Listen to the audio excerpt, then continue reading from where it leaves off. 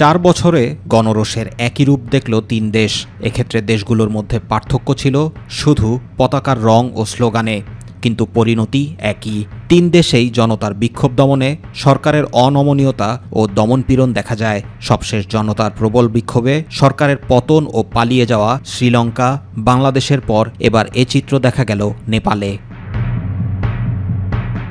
মঙ্গলবার নেপালের ছাত্র যুবদের রোষ আছড়ে পড়ে সদ্য পদত্যাগ করা প্রধানমন্ত্রী কেপি শর্মা ওলির দল কমিউনিস্ট পার্টি অব নেপাল ও তার সহযোগী নেপালি কংগ্রেসের সদর দপ্তরে। রেহাই পাননি সরকারের মন্ত্রীরাও। কারো বাসভবনে জ্বলছে আগুন, আবার কাউকে রাস্তায় ফেলে পিটিয়েছে জনতা।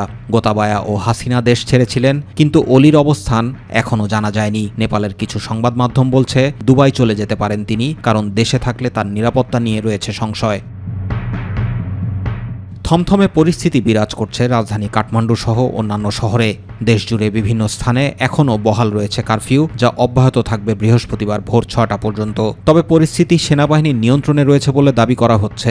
আন্তর্জাতিক গণমাধ্যমগুলোর সূত্রমতে রাস্তায় রাস্তায় টহল দিচ্ছে নিরাপত্তা বাহিনী সদস্যরা। জরুরি প্রয়োজন ছাড়া কাউকে বের হওয়ার অনুমতি দেওয়া হচ্ছে না। স্থানীয় সময় বিকেল 6টা পর্যন্ত বন্ধ রাখা হয়েছে ত্রিভুবন আন্তর্জাতিক বিমানবন্দর। অপরদিকে সব পক্ষকে সংযত হওয়ার আহ্বান জানিয়েছেন নেপালের প্রেসিডেন্ট রামচন্দ্র পাউডেল।